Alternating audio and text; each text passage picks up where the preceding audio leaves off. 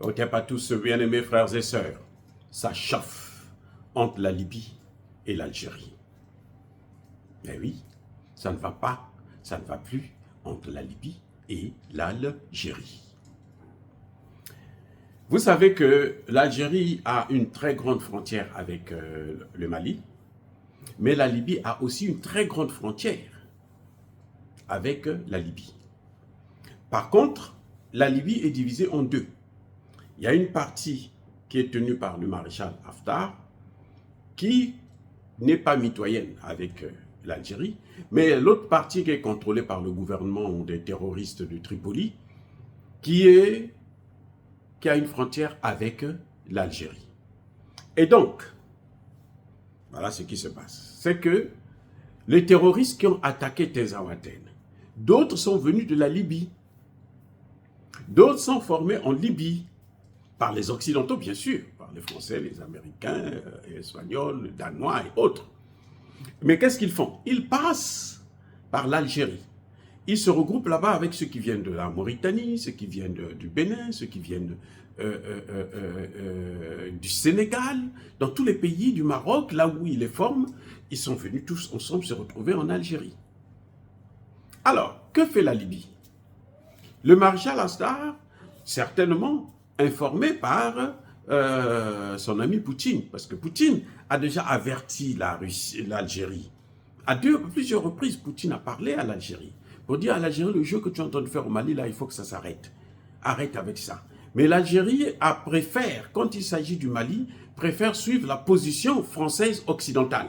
Et d'ailleurs, elle s'est fait baiser au pluriel, puisque la France, après l'échec de l'opération à Tezawatène, qu'est-ce qu'ils ont fait? Ils ont pris le Sahara occidental, ils ont donné au Maroc, au détriment, bien entendu, de l'Algérie, qui se gratte maintenant les couilles, parce que elle a perdu le morceau.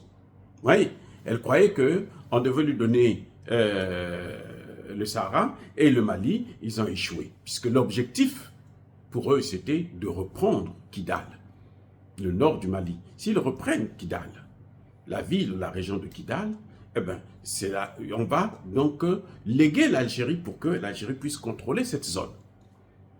Alors, puisque l'Algérie, visiblement, ne veut pas jouer le jeu de la transparence et de l'honnêteté, de la paix même au Mali, Poutine a saisi le général Haftar, qui est aussi un de ses hommes. Que fait le général Haftar? Il prend des hommes, il quitte sa partie, il les place dans la partie qui est contrôlée par le gouvernement de Tripoli, qui est reconnue par la communauté internationale. Il les place là-bas, à la frontière avec l'Algérie. Du coup, l'Algérie se fâche. Mais je ne peux plus recevoir mes armes et mes hommes.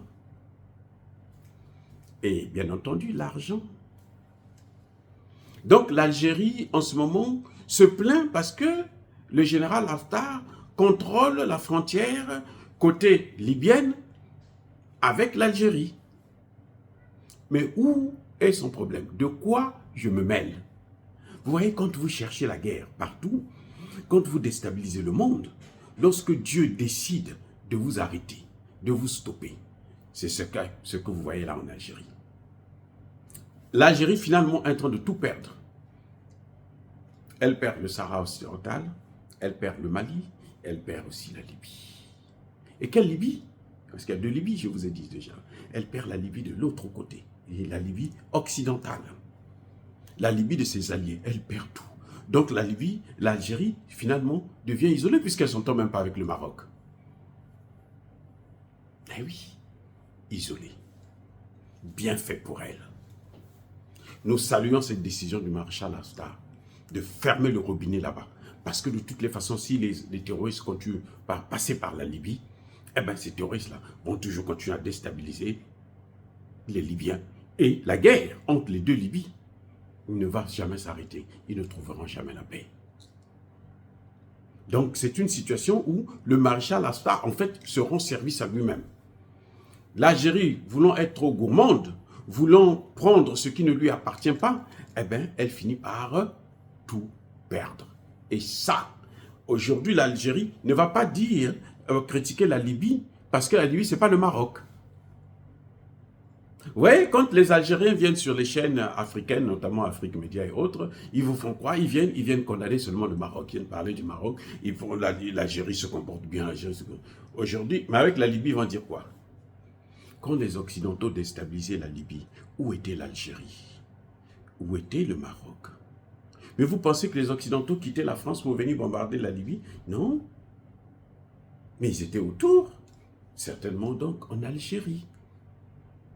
Si les terroristes sont passés par l'Algérie pour venir attaquer le Mali, mais c'est que les Occidentaux, quand ils bombardaient la Libye, ils venaient de l'Algérie. C'est une évidence, les gars. Les avions américains ne peuvent pas quitter les États. Ils n'ont pas de missiles intercontinentaux. Ils n'ont pas ça.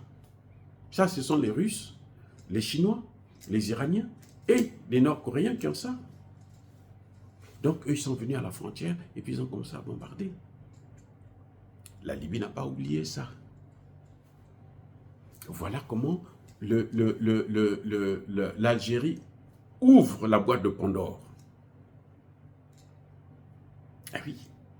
Et elle se retrouve dans de sales draps. Le gaz et le pétrole malien ne sera plus jamais algérien. Que les Algériens puissent maintenant commencer à s'adapter à vivre avec le gaz et le pétrole français, s'il y en a là-bas en France. Ou bien les raisins, ils vont boire le vin.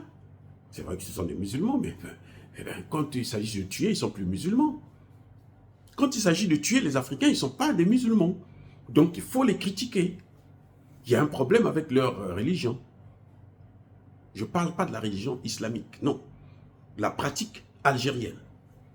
C'est comme Alassane Ouattara qui se dit musulman et puis qui ne se gêne pas de boire le champagne.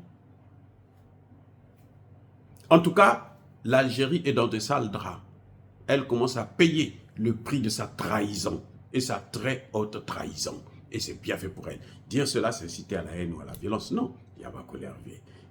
Encore une fois de plus, bien-aimés frères et sœurs, je persiste et je signe. Soyez bénis, soyez abondamment bénis par le Dieu des Kémites et par nos ancêtres évangélisés. Mais que tous ceux qui persécutent le continent africain, le pillent et le déstabilisent, qu'ils soient noirs, blancs, chinois, arabes, juifs, indiens ou qui qu'ils soient punis, maudits, foudroyés, neutralisés, écrasés, effacés par le Dieu des Kémites et par nos ancêtres évangélisés. Vive l'Afrique éternelle. J'ai dit et j'assume.